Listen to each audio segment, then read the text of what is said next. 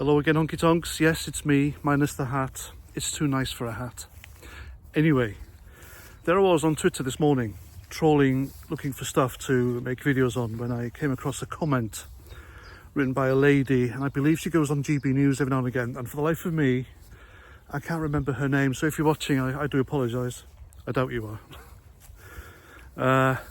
And this comment was so precise, it blew me away. And it was just so spot on with the political situation here in the UK. I thought I've got to make a video on it.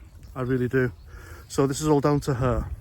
And what she said was, in a nutshell, that George Galloway's political party is making far more waves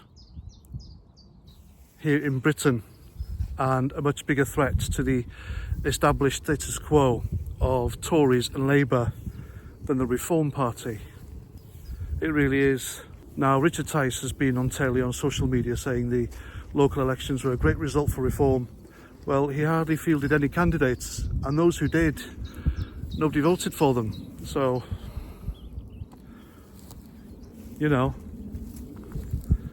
why? Why is that? Where were their voters? Where were the candidates? Where was he?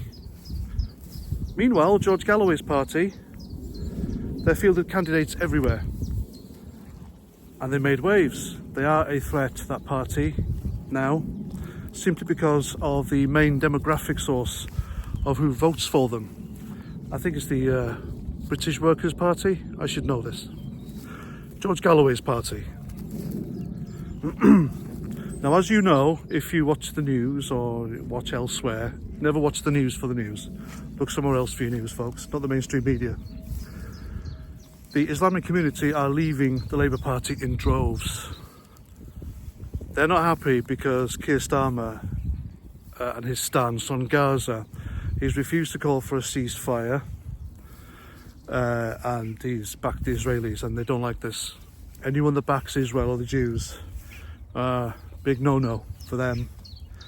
So they're leaving the Labour Party, and even though I think it's great that another party, a little party like George Galloway's party, is making waves and is an actual threat to the Tories and Labour, I am afraid that it'll become a springboard to launch a major religious political party here in the UK, and that shouldn't be allowed. Britain is secular. It's a secular country. Religion and politics should never mix.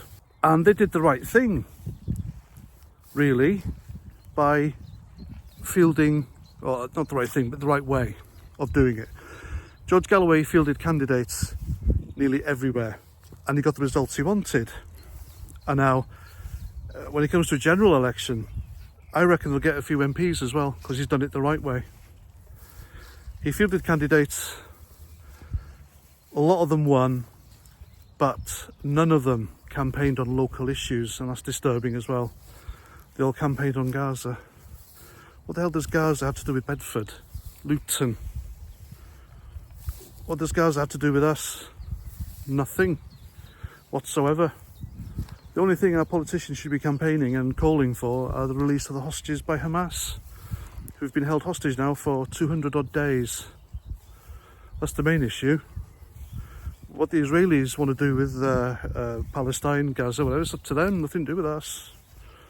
Don't care. I really don't care. If the Israelis invaded here and started bombing us, then I'd care. Until then, nothing to do with us. Stop sending money. Stop wasting parliamentary time and British taxpayers' money. Just stop it. But this is the main crux of George Galloway's party. He is in with the Islamic community. The Islamic community don't like the fact that Keir Starmer hasn't asked for a ceasefire. So they're leaving, joining George Galloway's party, and they're making waves. There's a lot of them. A lot of them. This community, I believe, is bigger in Britain than what we're being told. Hence the election results, the local election results. As soon as they said, oh yeah, I'm campaigning for a ceasefire in Gaza. Who wants that?